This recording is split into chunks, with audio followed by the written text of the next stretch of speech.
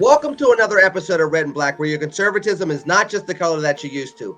I'm Lenny McAllister, and I am here to unfortunately inform you that in the period of time where I just literally told you that my name is Lenny McAllister, your gas prices have gone up 10 cents a gallon. Now, that may or may not seem like a joke, because as you can see, Jeff Charles didn't think that was very funny, and neither did Dr. Chris Metzler, neither did Priscilla Ron, because that's not a joke. That's probably very true.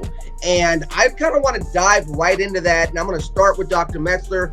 In addition to introducing yourself, what have you learned from the inflation going up as much as it has between Joe Biden's economic policies and a war in Ukraine based on Barack Obama's geopolitical policies? Well, it's very simple. The rent too damn high. I mean, that's essentially what we've got in this case. Look, I mean, to a certain extent, relative to gas prices and inflation, let's be honest, there's not a lot the president can actually do relative to that. They can do a lot of stuff around the margins. They can release from the strategic reserves, etc. There are those things that they can do. But here's the problem with the whole gas thing. One, we are not energy independent. That's number one. And so you come in and you immediately kill the pipeline. Okay, but do you not understand that that's going to be a problem? Number one. Number two, the war in Ukraine did not just happen. I'm sure when he came in, he was briefed on those issues. So, that's going to present an issue of energy prices. We should look at that. My problem and the stupid message that the White House had, this is Putin's price increase. Really? I mean, come on. So as it relates to the war and as it relates to us not being energy independent, that's what you've got from a policy standpoint. So it is what it is.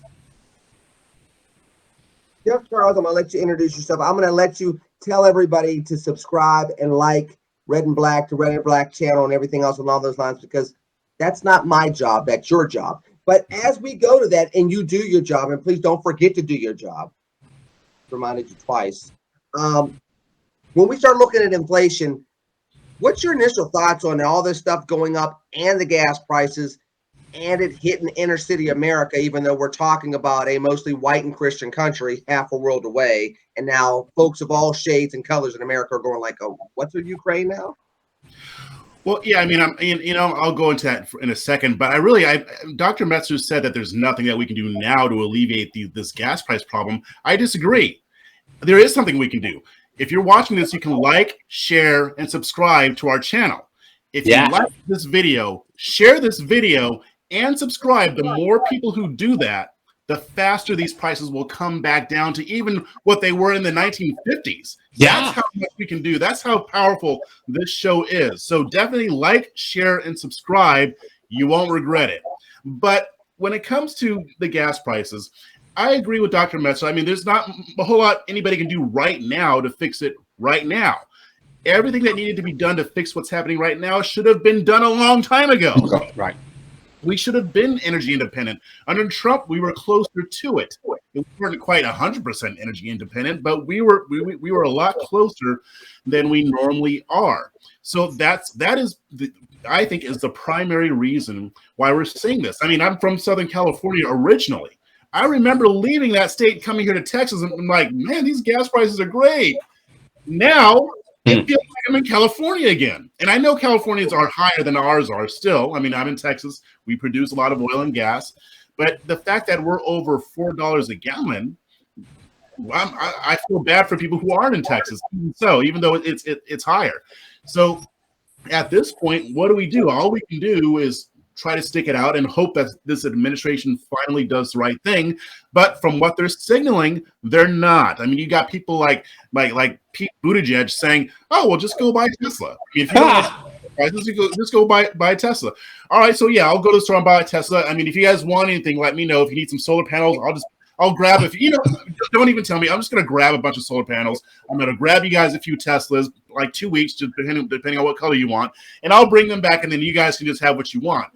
But that's the thing. That is how out of touch these people are. But it's hard for me to even believe they're out of touch, because that is just so stupid that I can't wrap my mind around why somebody would even say something like that. It tells me that the fact that they're trying to focus on going to green energy and green energy alone tells me that they don't want to fix this problem. If they actually wanted to fix it, they would say, okay, let's transition to green energy. Let's get off of fossil fuels. But in the meantime, we need these fossil fuels, so let's drill.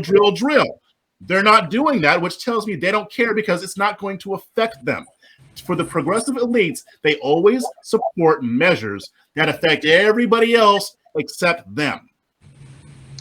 Priscilla, Ron, please introduce yourself when you get a chance. But as you're doing that, it seems as though you probably could grab yourself some solar panels and some Teslas, as long as they're located in a Walmart in San Francisco and they're under a certain price, because you're not going to be prosecuted, because we still have that policy going on as well. So you're talking about weird, off the rails type of policies.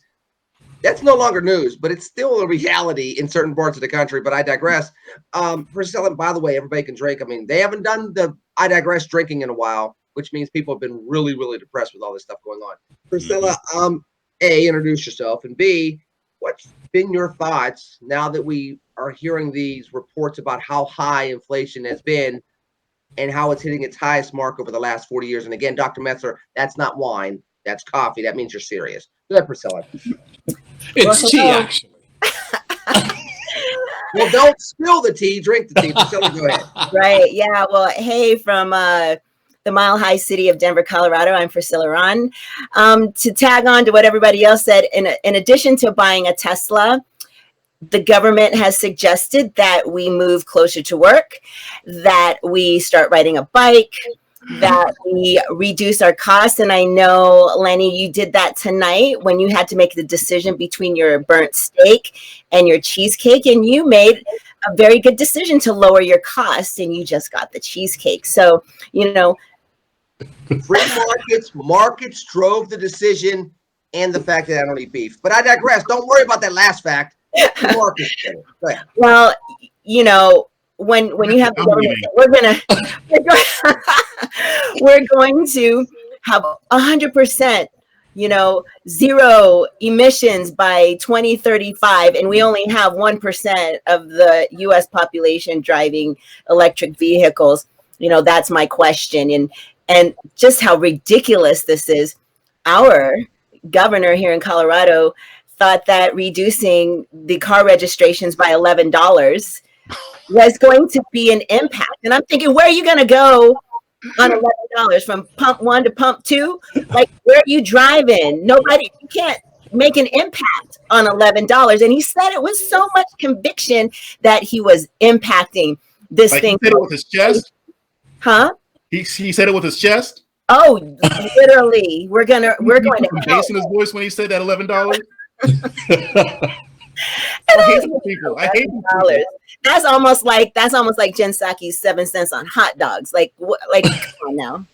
But this is a very interesting point, because again, part of this, it's not just Ukraine, but let's focus on the Ukraine part of this, because more often than not, when these type of things happen halfway around the world, America still gets to be insulated, and we don't really feel the impact, because it's usually not our soldiers fighting, and it's usually not our markets being impacted or our buildings being blown up.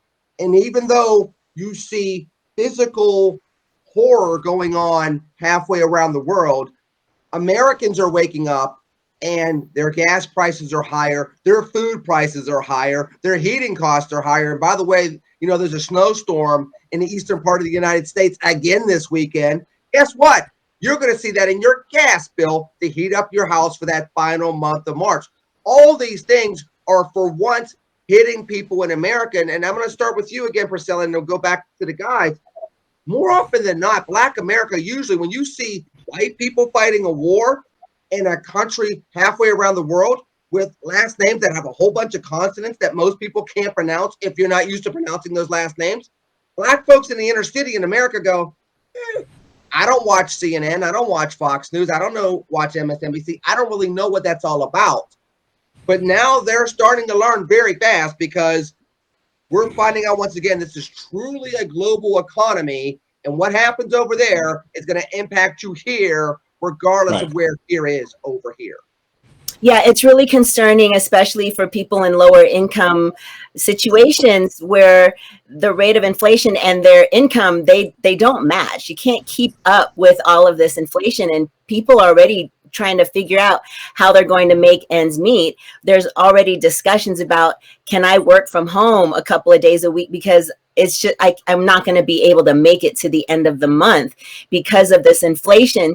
And you know, I've said this before on the show, I try to watch the press briefings. And when you hear our government talk about, well, just do this and just do that, when they're not even impacted really the same way Americans are impacted, it makes us feel that the government is out of touch with reality and that they really don't know how to problem solve this. And we're talking about replacing oil and gas with lithium, and what's the process? And I think Elon Musk is thinking, great, I'm going to build all these electric vehicles, but we know that it takes oil to build an electric vehicle. So this cycle that we're in, it's very deceptive, this Green New Deal that is being pushed. And we have a president who campaigned on, he was going to shut down all of this oil and gas production. And it takes 18 months to build one of these pipelines. I don't understand why we're not planning for the future if they really truly want us to be all in electric vehicles by 2035. And we could have had that Keystone pipeline by the end of this fall. That's what we could have had. But I think it's just really, really poor planning and poor vision for our country. I mean, I put an image up there saying stand with Ukraine and then showing some gas prices that you're seeing in California. Do you think Americans are really, really locked into this? Because let's be honest, we're getting bombarded by many aspects of the media trying to say, and this is why we need to jump into this war. And then you're hearing these messages, even at the pumps. Is it working? No, I don't think so. I mean, they're not going to convince the American public that we need to get involved militarily in another war. I think probably most Americans don't mind if we help to arm Ukraine or provide some help in other ways. I think most people are okay with that, at least to a certain extent, but nobody wants to send troops over there, and we're not going to. And hopefully we don't need to. Hopefully Ukraine will be able to get itself out of this with the help of the international community. I do think that Putin miscalculated a lot of things. I think he overestimated the power of his army and his soldiers and underestimated the Ukrainian will to fight. So this could work out. But yeah, we're not invested enough to where we're going to want to send troops. And the fact of the matter is, we do see, and we are now seeing how this does affect us. I mean, even going back to gas prices, we're not just going to be paying more at the pump, Lenny. I mean, I used to be in the food service industry. I used to work for a distributor. I used to sell food to restaurants. When we had issues with gas, their prices went up on all the food that they wanted to buy and even on us delivering it. So that's just one industry. So pricing is going to go up because it's going to cost more to get those products. And I don't see any other way out of this other than to become more energy independent, to do the exact thing that Democrats don't want to do. And if I'm going to put on my tinfoil hat, Lenny, I'm going to say I think they're doing this on purpose because they want Americans to feel the pain. They want us to feel pain because they don't care about us. We know that for a fact because they would have handled this differently if they did.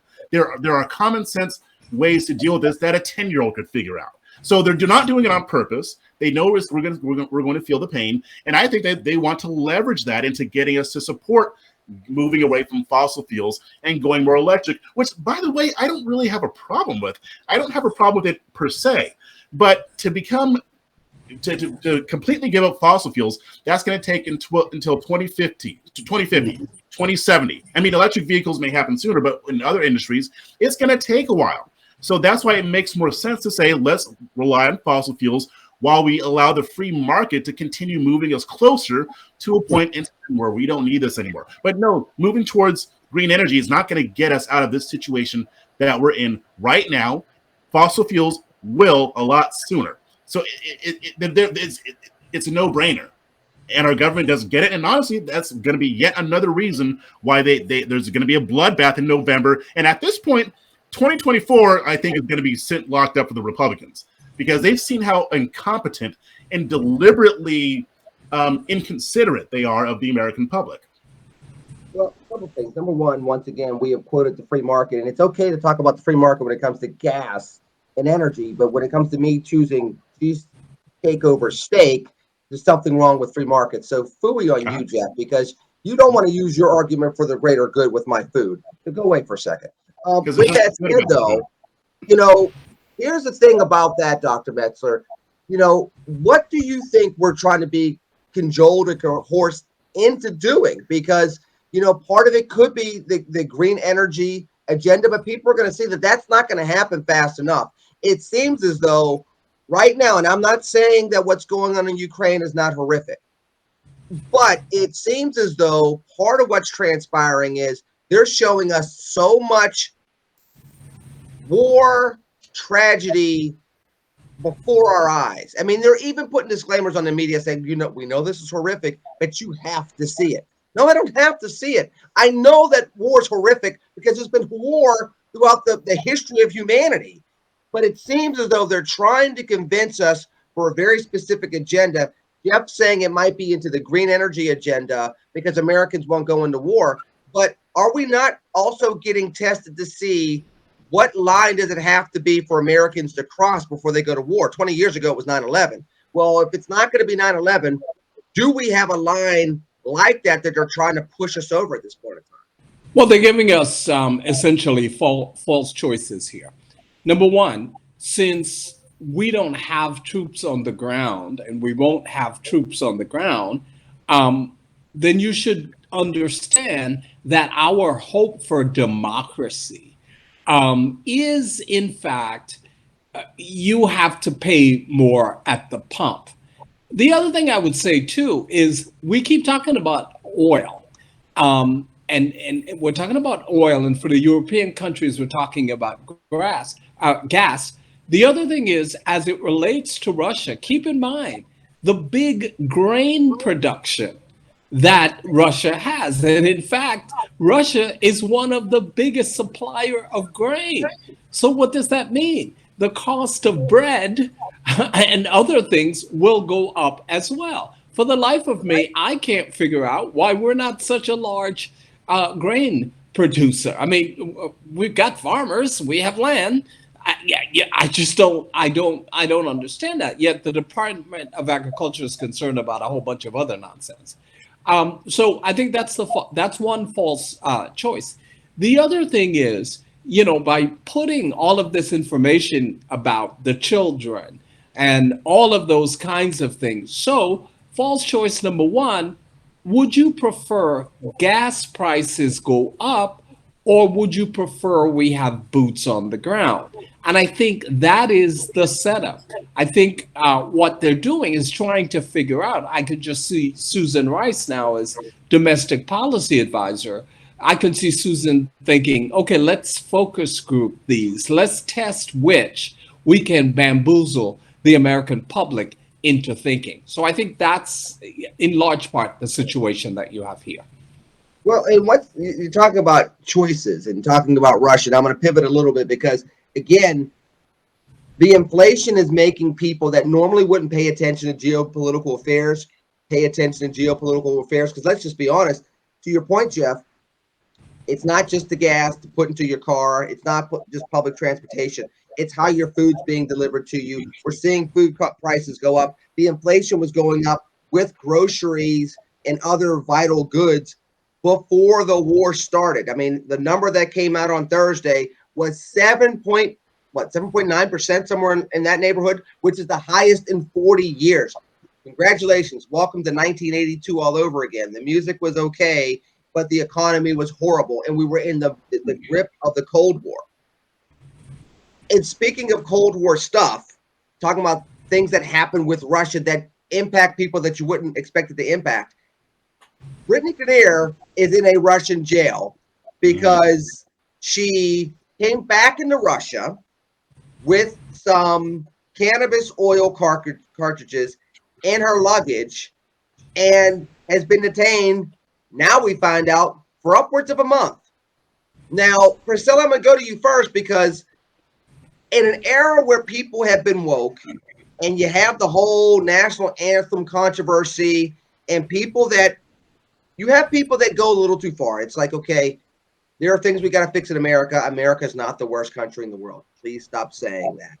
Are there issues with racism in America? Yes. Please stop saying that communism is going to treat you better or some type of autocratic system is going to treat you better than what you have in America. That's not true. And this seems to be another example of another audience or individual that's learning the hard way that geopolitical affairs that normally wouldn't come into your backyard are having these stark realities being brought to people and hitting them right in the forehead. In the case of a 6'9", WNBA player, she's now in a jail over a trumped up charge that she probably traveled in and out of that airport for years because she's been playing over there for several years, but now she's a political pawn. Yeah, I mean, the connection I make with all of this virtue signaling in relation to Russia and the inflation and oil and gas is, we say we're going to put all these sanctions on Russia, then we continue to buy their oil, and then we say we're not going to buy your oil, we're going to buy it from Saudi Arabia or Venezuela or Iran. And, I remember last year when Biden opened up the reserves, which is not a very common thing for a president to do. And then he gave a ton of it away to China. And I'm thinking, why?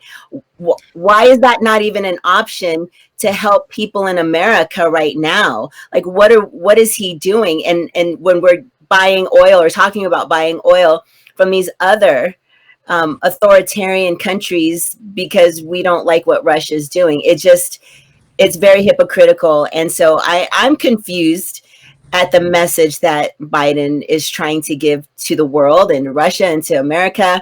I think it's something that we need to help this government figure out how to problem solve this right away, because to all of our arguments, we don't want to see gas prices go up to $7, $10. People can't afford to do that.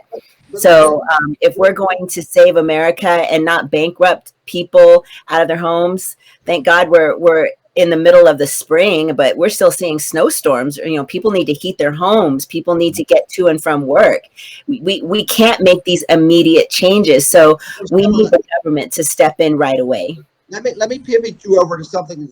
Let's get back to Brett Bernier and pivot you back to that for just a second, because that's a different type of understanding, right? That is something where you have American citizens that are not used to really understanding how much freedom they have from a civil rights and human rights perspective that take it for granted. And in this instance, I mean, everything from you're going into Russia with something that is banned. Just because you got away with it before does not mean you're going to get away with it again, number one. Number two, do you not understand that there's a war going on that's impacting the Western world? Why are you just lollygagging back into Russia as a African American? Not exactly what you want to be, emphasis on the word American. You're gay, which Putin has cracked down on people from the LGBTQ community for years. And here you are waltzing in, breaking the law when you have fellow WNBA cohorts fleeing Russia, and she's going back into the country. In fact, there were several of her teammates on the Russian team she plays on that had gotten out right as the war started, and here she is coming in. Let's talk a little bit about what seems to be a disconnect between understanding geopolitical affairs and what it means to be an American when these things are going down. Yeah, absolutely. I don't want to presume the reason why she didn't realize, either she didn't realize, forgot. I mean, we do deal with a lot of options here. We have a lot of options in America. We have a lot of freedoms. I think that people do not pay attention to what's happening in other countries. We're pretty self-absorbed here in America.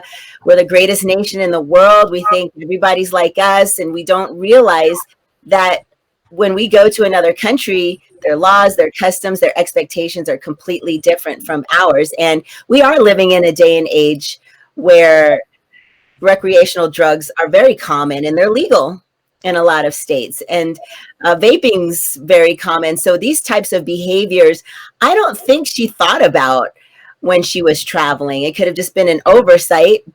But you're right. I think that when you're traveling and you believe that everybody's supposed to respect you and America's the greatest, I think you lose sight. Well, you're going. You've traveled to Russia, so I'm going to go to you very specifically because I don't. If you've traveled there enough, I'd have to think you're not going to make that mistake. Yeah, I mean, for God's sake, you're going to Russia. Okay? You're going to Russia. Why do you not understand? First of all, when you get off that plane and you're in security in Russia, the cold stare alone that they give you will make you melt. I mean, that's just, they're very uptight.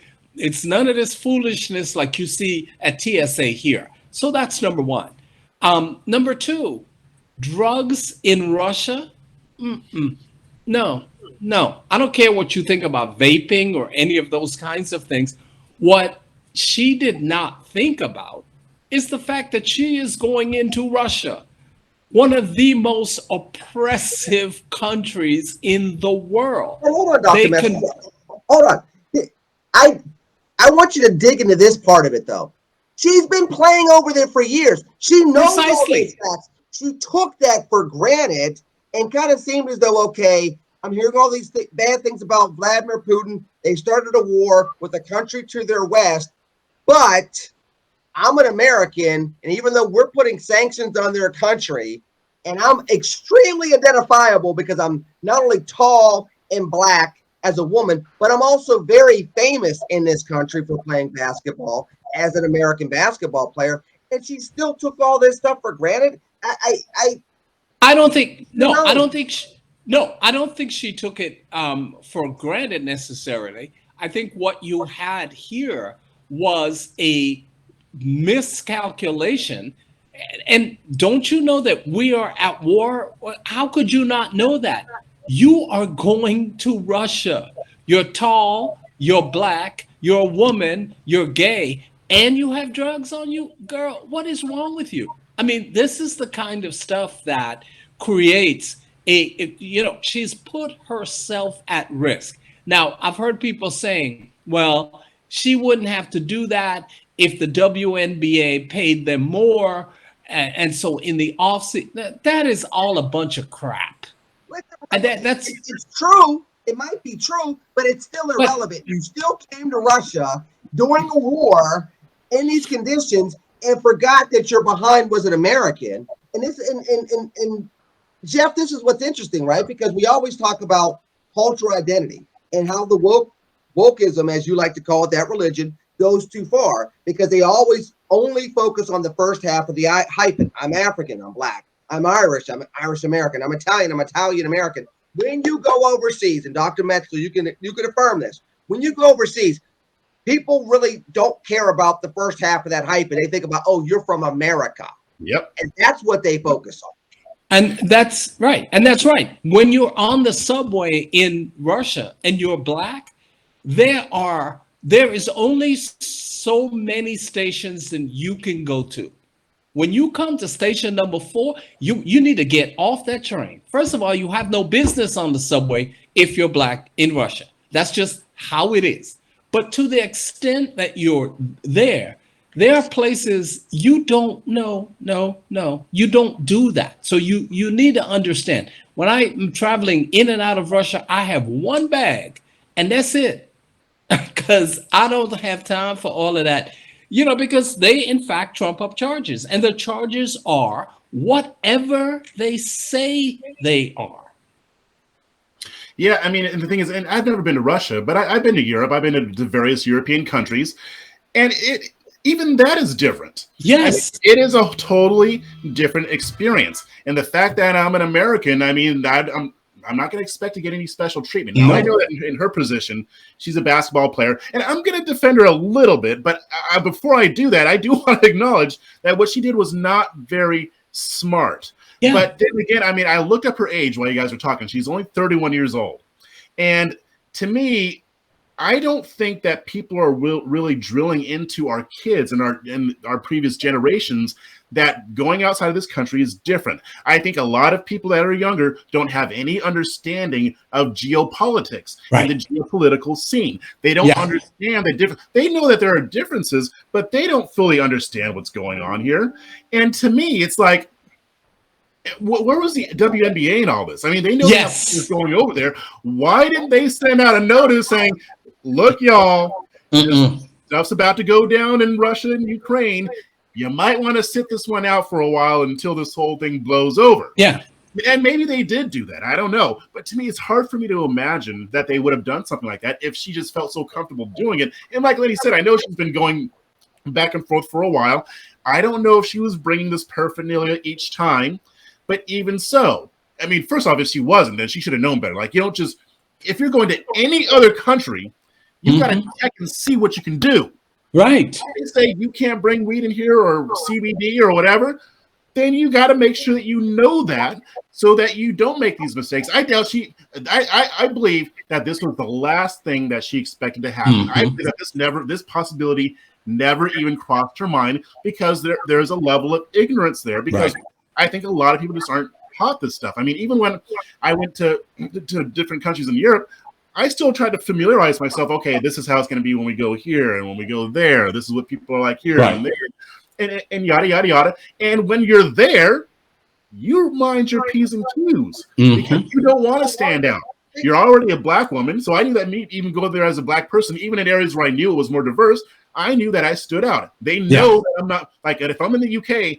Even if I don't say a word, they know I'm not from the UK because we carry ourselves differently. So there's just so much to the situation. And I think if she would have been a little bit more educated and a little bit more cognizant of the differences here and the fact that there's a war going on, I don't think she would have made that decision. Hold on. First of all, you always stand out because you're Jeff Charles. You have a fresh perspective. That's just kind of how you roll. So that's just how it is, regardless of where you go. But I'm not letting her off the hook because, Priscilla, there's a war going on. You have many of your colleagues fleeing Russia. They play in Russia too. And they sat there and said, oh, I forgot something at home. You mean at your apartment? No, I mean in New York. And they left the country. So how do I hear reports of some players fleeing the country and getting out right as the war starts, and you're going back into Russia, and you have a spouse in the United States, and you have a home in the United States? To me, it's either complete a level of being oblivious that is just almost inexcusable for somebody that's traveled internationally, that has played in the Olympics, okay? Or it's somebody that just feels like, I'm privileged, I'm just a ball player, they're not going to mess with me. Well, when you're an American and you have remnants of the Cold War coming back at you, you're not just an American, especially if you're famous. You are a political pawn that could potentially be used in this next round of, the Soviet Union. I'm being facetious, but you get my point, versus the United States. Yeah, I mean, you have a great point. I'm surprised that there was this back and forth during this war, that she didn't decide to stay home. I'm curious to know what's drawing her back there, and the fact that, are they still having basketball games during the middle of a war? Are they still just enjoying sports? What's going? How is everybody else in Russia living outside of the capital? Do they even know? Do they feel the war in other cities in Russia? So maybe she is oblivious. Maybe she's told everything's cool here because everything's happening in Ukraine. All of the war is happening in another country. We're cool here in Russia. So I think you're really good. Priscilla, no, I'm going to continue to push back because those American sanctions, they're happening everywhere in Russia. That Apple Pay thingy that you got on your phone, you can't use it everywhere in Russia. That Visa Symbol and McDonald's shutting down, that's everywhere in Russia. And by the way, that's just the Americans. If you have a British, any type of sanctions from the Brits, guess who's leading that charge? It's still the Americans. Why? Because they have the largest economy in the world. So as the ruble is falling and your money's becoming more worthless, Dr. Metzler, the bottom line is if you're the average Russian, you're still going to blame those stupid Yankees for your misery. And that's enough to make people angry. Mhm. Well, yeah, and there's clearly an age divide too, and a generation divide, because the younger generation essentially knows what's going on, and they're saying, "Wait a minute, this is not a special military operation. This is actually a war at our hands." But you have a significant amount of the older generation who are saying, "No, no, we believe Putin, whatever he says." And that's the situation that you have there. And as a result of that, you end up with this kind of clash that's going on there. And again, I go back to the fact that, to Jeff's point, I can't believe that the WNBA did not say, wait a minute, you might not want to do that. And if they did and she decided to go on her own, then it is what it is.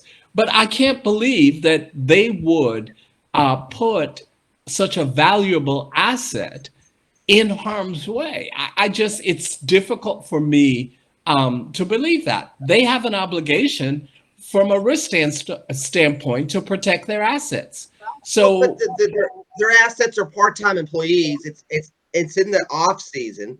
Their season doesn't start until the summer, and she's going to the job that actually makes her more money. So I understand the reasons why she would do it economically, but there's still, I don't know if it's common sense or geopolitical awareness that has to kick in at some point in time. It must. That's outside of the WNBA.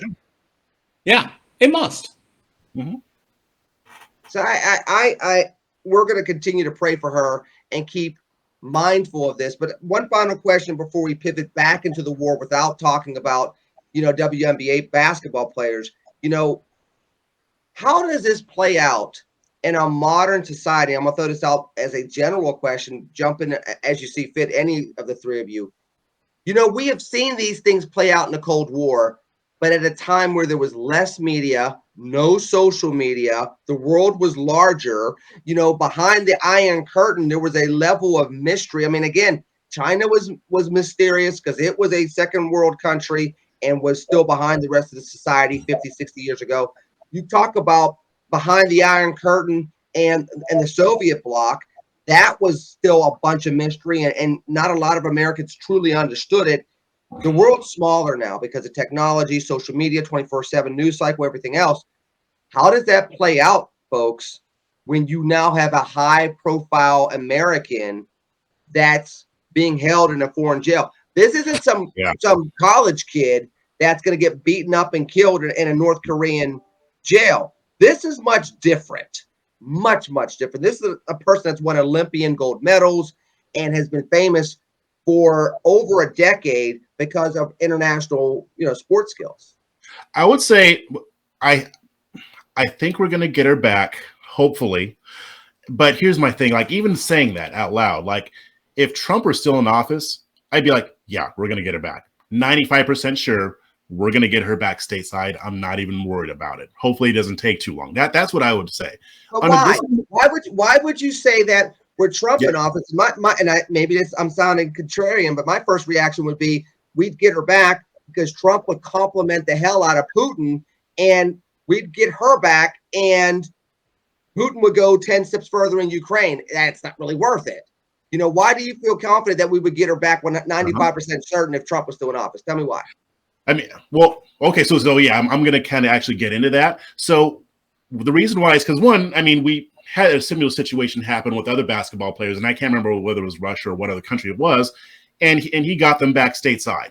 And I think that he would play hardball if he had to and get them back.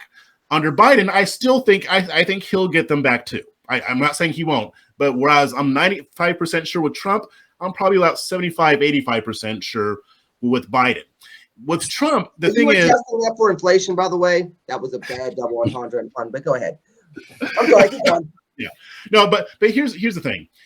People always bash Trump for being nice to Putin. I've had my issues with it too. I think I know what he's doing. I mean, he knows that dictators like Putin like to be buttered up. They like to feel like they're being respected. And I think that Trump was, in a sense, trying to manipulate him. And if one thing you can say about Trump, he's a master persuader. He knows how to persuade people to do what he wants.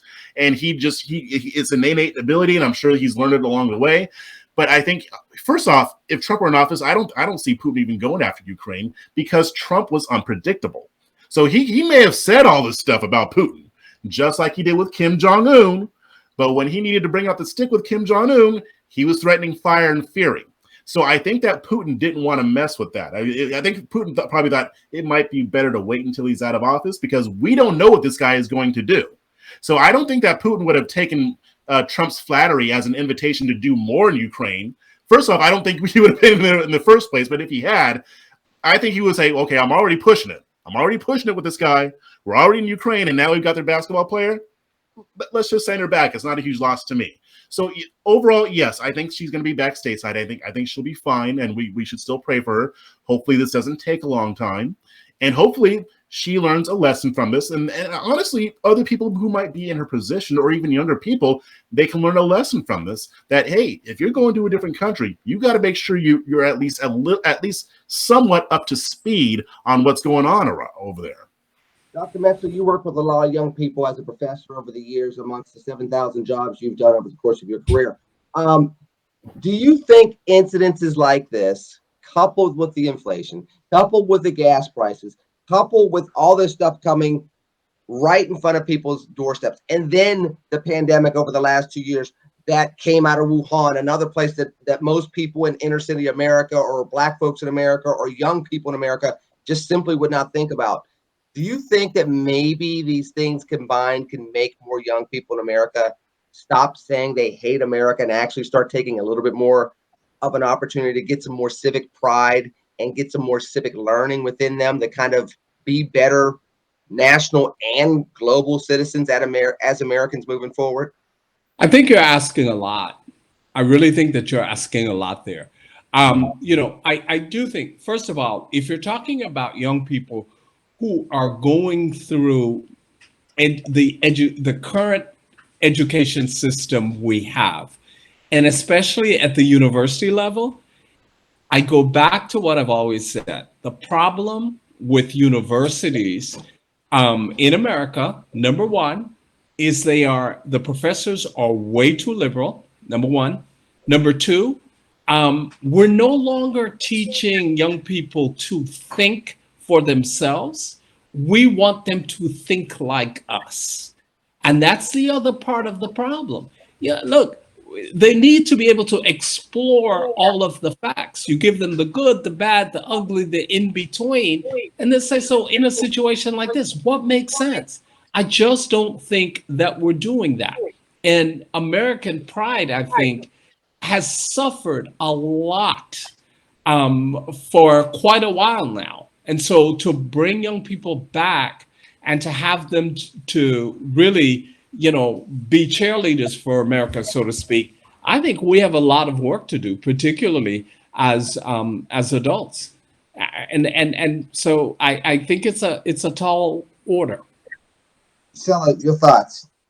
I agree. I'm full-time in the classroom right now, and I've seen the degradation of patriotism and understanding of how government works. It starts with having a love for your country and understanding the Constitution and being a part of your community and giving back and understanding. There's no excuse. Our students have access to information and connecting with people all over the world, and yet still we're so isolated, and we have this view that we deserve more than what we deserve more than what we earn. And students are given so much at such a young age. They don't understand struggle. Our parents have lived through segregation. My mother lived through a war. She remembers a unified Korea. So when you look at the difference between how our forefathers lived, what they experienced, what they had to fight for, this generation really hasn't had to go to war or experience the meaning of having to stand up for their country and to have pride. That's something that's going to have to change. I'm hoping that with the birth of more with different legislators who really do understand patriotism, that they can start to move our education system towards better community, because right now we're lost. We've gone through 2 years of a pandemic, and I'm looking at students who are complaining when they're sitting at home with Netflix, ordering on Amazon. They've got the latest everything. They're not doing without, in the sense of people that have come for them. And so I'm trying to figure out how we can influence our young people, because in another 10 years, 15 years, they're going to be making the decisions in our country. They're going to be the global leaders in our country. Yeah. And what is our country and what is our world going to look like when they're of age? Well, interesting point. Let's actually go, what does our world is it going to look like in the next 10 to 15 years? Because right now we're going into more and more days of this war in Ukraine. We're seeing more devastation going on from Russia towards Ukraine. We're seeing more resistance from Ukraine, and we're seeing more American involvement. And, you know, we talked about earlier, the appetite for war in America is just not what it used to be. I mean, honestly, even in the Cold War, you know, you said Russian and most Americans said, I hate those Ruskies. And they really got riled up. And if there was anything that they were willing to go to battle for, it was, I'd rather be dead than red. And you can't say that expression in America quite the same way and think you're going to get the same expression, because it's like, I'd rather be dead than red. Well, wait a minute.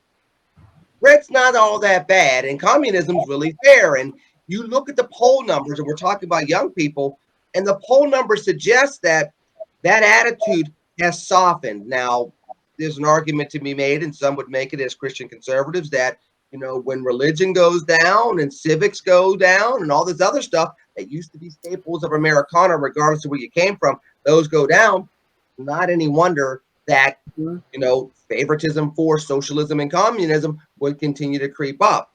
Yet at the same time, as we're looking at where we are with this war, eventually either there's going to be a ceasefire and Ukraine's going to be in shambles, or you're going to probably lose a couple of republics off the eastern part of Ukraine, Dr. Metzler, or worse. Where are we going with this based on the fact that we don't have a ceasefire as of now, and we're continuing to see devastation? And the truth is, there's only but so much that Ukraine can do. Eventually, their president's either going to be captured, killed, or flee. And once your president flees your capital, you basically have lost your capital. Where do we go? I think you're going to see the destruction of Ukraine. I think that's what's going to happen. And for rebuilding Ukraine, America's going to pay for a lot of that. Look at the omnibus bill that was passed today. In that bill, there is a significant amount of money to help rebuild Ukraine. So you've got that aspect of it. Look, at the end of the day, and all of this conversation about Putin and is he going to start a nuclear war, all of that kind of conversation, that's not going to happen, because Putin does not want a nuclear war with the United States of America and with NATO. He just doesn't want that. So say what you want about that. That's not going to happen. I think they'll get to the point where he figures out, okay, you know, maybe give me a little more of Ukraine and, you know, that will be that. But the economic sanctions, here's the problem. The problem is, if in fact they indict not only Putin, but his generals in the ICC, which good luck with that, but say they do, realize that the sanctions cannot be lifted from Russia unless those folks are found not guilty. So when Putin says that there is an economic war, he is correct. So right now, look at the head of Chelsea, the guy who owns Chelsea. His assets were seized. He can do nothing with that team now. So it is an economic war. And I think he is absolutely correct about that. The problem for Americans is we're going to end up paying a significant amount of money for Ukraine. And I don't, the final thing I'll say is, about those jets and all of those kinds of things, it's really very simple. All Poland had to do was to say, okay, Ukraine, we have the jets on the border. Do what you will with them, instead of this constant back and forth. And I have never seen diplomacy played out in public the way that this was done. The head of Poland, the spokesperson for Poland, comes out and says, yeah, we're ready to give the jets if we give it to, but we're going to give it to the U.S. Dude, you don't say that. You don't say that. Oh, that conversation should have happened in private. And I'm sorry. That's called fear, though. Dr. Metzler, you know as well as I do, that's fear. That's everybody saying, okay, we're willing to do the right thing, but as long as Big Brother United States is standing beside me to do it, because that dude over there to the east is nuts. Say it in private. And the vice president is over there today and asked a simple question again about war crimes. What is wrong with her? And what is the cackling? It has gotten to the point where it is simply ridiculous. You're talking about humanitarian issues. You're talking about war, and you're cackling. What is wrong with you? Jeff, if this is your friend, so we're gonna come to you to talk to you about your friend. His ex-boo. This another opportunity where you could step up and project yourself as a future president, or you could say, oh, that's why you lost the primary. And I'm going to point you out to a very famous example of where a vice president stood up to the Russians and proved himself to be a formidable next president, even though he obviously had some flaws in his presidential record as well. Vice President Richard Nixon. When he had that kitchen table conversation, people can see a future president in him. And that's after he lost, he still lost the Kennedy, still lost the gubernatorial race, and still ended up becoming president in part because of that. Vice President Harris, as we wrap up, I'm going to touch upon this before I go, and I'm going to get to Priscilla before we go as well. He didn't really have a good accounting with that over there earlier this week. Yeah, I mean, I'm not surprised. I mean, even when they sent her over there, I'm like, oh my gosh, we're going to get some sound bites, and this is not going to go well. And I really would have loved for her to prove me wrong, because when I get a chance to say if it means complimenting Biden, if I get a chance to do it, I'll do it. Like, there are plenty of instances where I've wanted to compliment him. Like when he said, "Yeah, we're getting out of Afghanistan," I was like, "Yes." And then it happened the way it did, and I was like, "Come on, Joe." I want to be able to do that with her, at least have something positive to say. But I think I read somewhere that even like a member of Poland's government was saying that we really hope she doesn't become president. Ouch! Yeah. I mean, for somebody high up in another government to say something like that, that's very telling. And when she's asked a question about whether Ukrainians can be refugees, and she just laughs at it, I'm like, what are you doing? Yeah, that cackling. Yeah, there's nothing funny about that. I mean, it's a serious question. And I don't understand how she could have been so inept and nobody noticed until after she already had the position. There had to have been some signs there. There had to have been some red flags. But the other part of this too, is I kind of want to piggyback on what you were saying, Dr. Metzler, about Putin taking over the Ukraine or winning the war. And I think that could happen, but I also think it's possible that maybe he did miscalculate. He should have been taken over with Ukraine. Yeah. This should have been over within a few days. And that's what he thought was going to happen. And here we are, we're over, what 11, 12 days in, and Ukrainians are still fighting hard. And we've got even Russians saying, we don't need to be doing this. You got Russian soldiers, and I know that there's a lot of propaganda out there. I know there's a lot of disinformation, but you've even got soldiers saying, why are we doing this? We don't want to do this. I read an article in Politico the other day, and I actually wrote about it.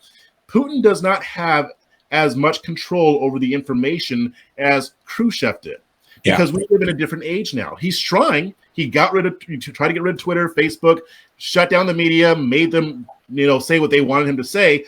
But people in Russia, from the global internet. So I mean, and then I'm gonna have to wrap that up because we're almost out of time. That's fine. Yeah, I could have gone on with that. Yeah, I know. But to your point, Jeff, he can only still do so much because the world is smaller because of technology. All the wonderful things that allow you to do some things, Priscilla, from a military standpoint, are also the same exact things that prevent you from doing certain things, because some of the atrocities that we've been seeing on TV, people are recording on telephones, which is something that you would have never heard. I mean, people did not hear. I'm gonna say it very quickly, give you a chance, and we gotta get out of here.